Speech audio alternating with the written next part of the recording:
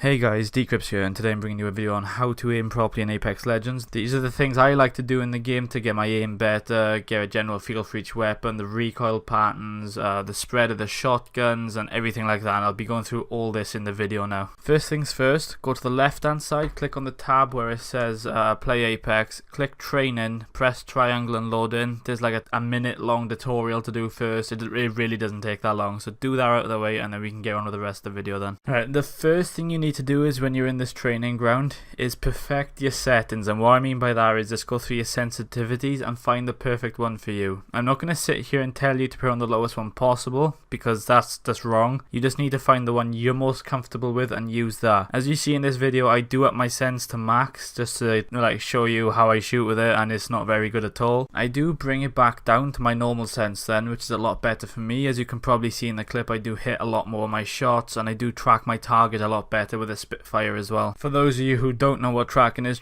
basically just shooting a moving target. So on this game you just need to keep your crosshair, well your aim, that little bit more in front of your target if it's moving from left to right or right to left, to be able to land your shots properly. So the biggest reason I'm telling you to jump in the training mode is because you need to practice the recoil patterns of each gun. Now it's handy to know that they all react the same way every single time you fire them, so there's not going to be any difference in the change of recoil, so you can really just stick to one pattern when using that gun and just perfect it every time you get in the training mode. If you're a player who likes to run AR weapons, practice your AR recoil. If you're a player that likes to practice with LMGs and play with LMGs, practice the recoil on all of them too. The gun I'm using in the background is the R99 submachine gun, and it has the most simple recoil pattern in the game for the submachine guns. It literally just goes up and left to right, so the only thing you need to do is pull back on the stick and go left to right slightly. One thing really worth noting is that in Apex Legends there's no damage drop off, so you could be 150 meters away or 10 meters away, and for example in this clip the R99 is still doing 12 points of damage no matter where I am. When I'm up close it's doing 12, and when I drop back further up the hill and fire from a distance it's still doing 12 then. Obviously it's a lot harder to hit targets from that distance with a submachine gun, but it still does the same damage. This goes for the shotguns as well, the drop off damage, such as the Peacekeeper, the Eva, the fucking Mozambique, I don't even know why I'm mentioning that,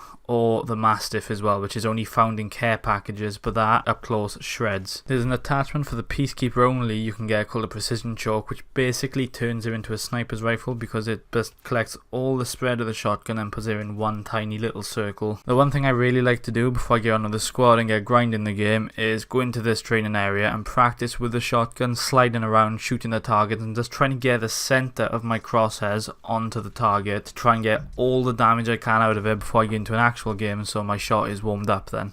This isn't necessarily a tip on how to improve your aim, but one of the ways to make your guns a lot more accurate is to have the correct attachments on there. Now this means getting the correct barrel stabilizer, the correct stock, and not so much but always get an extended mag, because the time to kill on this game can sometimes be a bit ridiculous depending on what armor they have. I know this slightly drifts off topic about what the actual video is about, but you can find these purple attachments on the dropship or any high tier loot zone. You can also find them in boxes around the map as well, but the main place you want to be looking is in the high tier loot zones. Another really good place to look, and this is fairly obvious, is in the bodies you kill. Always check them. If the box is gold, just have a look. You never know what could be in there. If you're using the Devotion, there'll be a turbocharger in there, or if you're a Bangalore, there's going to be a digital threat sight in there for you to be able to see through smoke. There can even be gold barrel stabilized, purple barrel stabilized. The people usually have everything, so always make sure to check these bodies when you're finishing a gunfight. You don't know what you're going to come up with.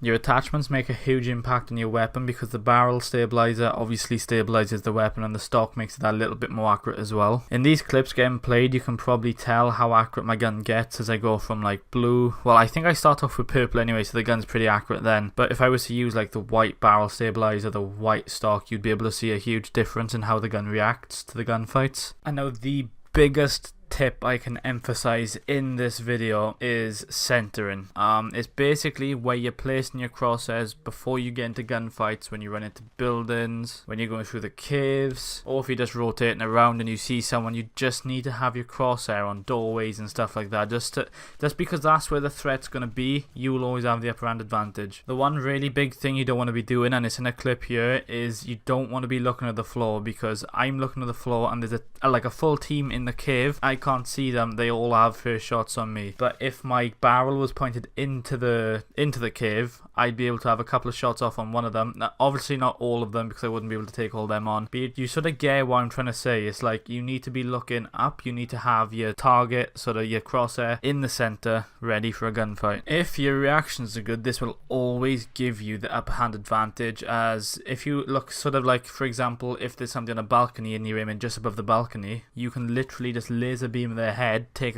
their shields down. They'll have to retreat then, and then you can chase them, put a couple more bullets into them, relay information back to your team, and push them and essentially win gunfights and win games with it. This gunfight here is the perfect example of what I meant earlier on by the balcony. He peeks, I rip his shields off with a couple of bullets, and then I chase him. I finish him off with a peacekeeper, and then his teammate starts chasing me as well. And this is where the centering is really important, because I centered my crosses on the top of the Pathfinder's head. I done loads of damage and just finished him off in a couple of submachine gun shots then. But it's also knowing when to use hipfire and when not to, because I use the hipfire on the Wraith and it does a ton of damage, but then I aim in and I only hit a couple of bullets. So sometimes you'll hit a lot more bullets if you're actually using hipfire as opposed to aiming on the sights. But that's only in certain situations. Don't always run around hipfiring though, you will regret that. And last but not least is your optical sights on your gun. Now if you're using a submachine gun, you don't want to be picking up a 2x3 or 4x scope, not that the game allows you to anyway, but you need to either use the iron sights like on the R99. I find the iron sights perfect, or you need the sight that I'm using in this video. I can't remember the name of it for the life of me. I've even tried googling it and can't find it. I think it's called the HCOG Classic, but it's the sight I love using the most. I don't like the hollow sight, I just prefer the HCOG. If you do like this kind of content, then let me know down in the comment section. I do plan on doing a sniper video and an attachment breakdown video. My next one should be the how to level up quick in Apex video, but I also have another project going on over on Buzzkill Esports YouTube channel, so you'll have to keep your eye out over there, because I'm going to be doing a bunch of legend rundowns on how to use, like I did on the Bangalore one on my channel. But yeah, if you liked the video, leave a like and do subscribe, it all helps. I'll catch you in the next one.